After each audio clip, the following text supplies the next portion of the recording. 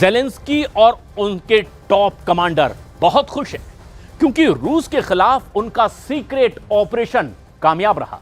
लेकिन इस ऑपरेशन के बाद पुतिन के गुस्से का रिकॉर्ड अब और बढ़ता चला जा रहा है। पुतिन ने फैसला कर लिया है कि रूस की फौज अब यूक्रेन को सबक सिखाने के लिए बड़े हमले करेगी और यह बात ट्रंप को भी अब बखूबी पता है।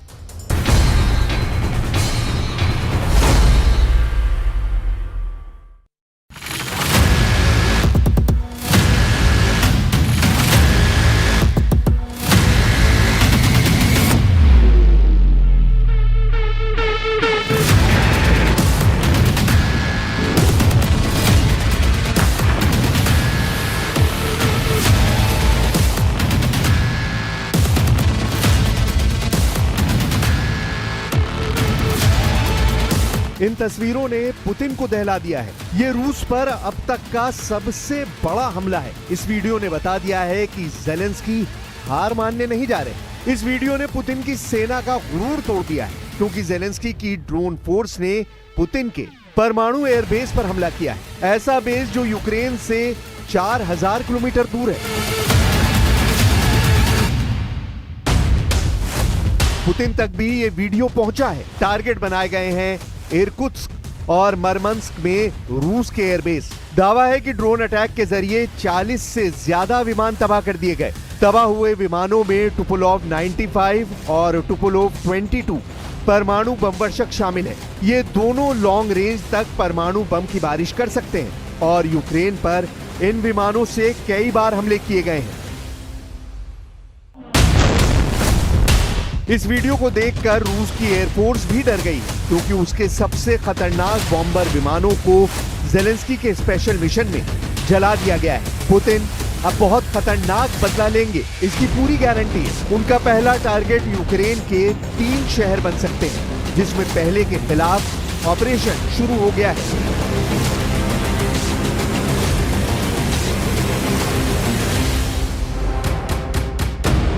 ज़ेलेंस्की को दहलाने के लिए पुतिन ने सूमे कांड शुरू कर दिया है।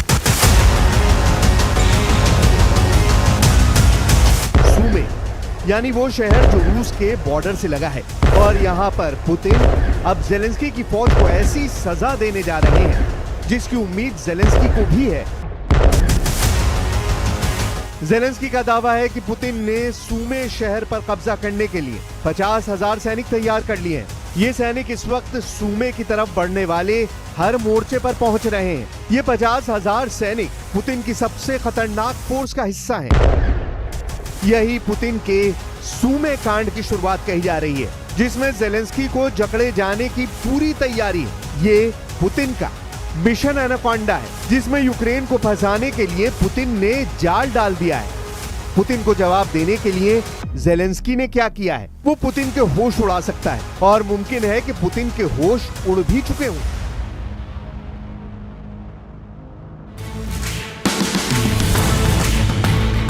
इकतीस मई और 1 जून को रूस में 2 पुल उड़ा दिए गए। पहला पुल ब्रांस्क में उड़ाया गया और दूसरा पुल कुर्स्क में उड़ा दिया गया। ये दोनों जगह यूक्रेन बॉर्डर से ज्यादा दूर नहीं है। यहाँ पुल को उड़ाने के बाद ट्रेन भी हादसे का शिकार हुई। कई लोगों की मौत की खबर है। 4 घंटे बाद कुर्स्क में भी एक पुल उड़ा दिया जाता है और एक मालगाड़ी यहाँ हादसे का शिकार होती है। इसी मालगाड़ी में रूस की फौज के लिए ईंधन जा रहा था।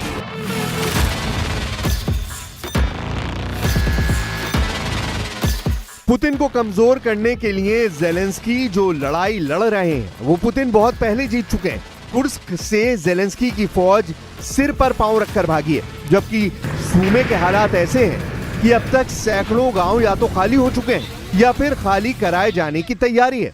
करीब 60,000 लोगों को मई के दौरान ही सूमे से हटा लिया गया है। पुतिन ने यूक्रेन को पूरी तरह रौंदने का फाइनल फैसला कर लिया है क्योंकि अब सीधा सीधा राजधानी कीव पुतिन के टारगेट पर आने वाली है। इसका इशारा पुतिन की नई रणनीति से पता चला है।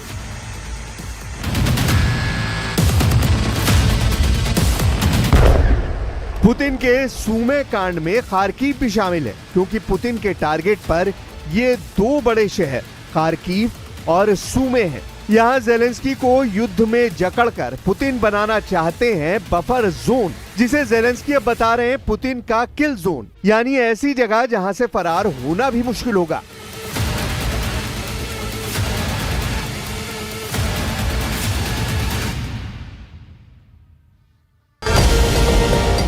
पुतिन बता चुके हैं कि यूक्रेन के कई फायरिंग पॉइंट यानी कई मोर्चों पर ताबड़तोड़ हमले किए जा रहे हैं। पुतिन के टारगेट पर यूक्रेन के पूर्वोत्तर में ट्रिपल सिटी है, खार्किव, सूमे और चर्नीव।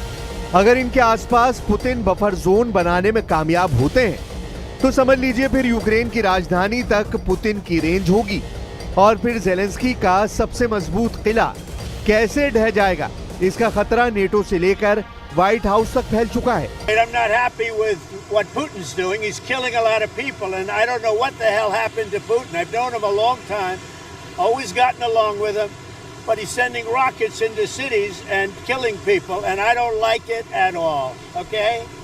We're in the middle of talking, and he's shooting rockets into Kiev and other cities. I don't like it at all. Putin की सेना अब छोटी-छोटी टुकड़ियों में हमले कर रही है और कई जगह वो मोटरसाइकिल पर सवार होकर भी अटैक कर रहे हैं।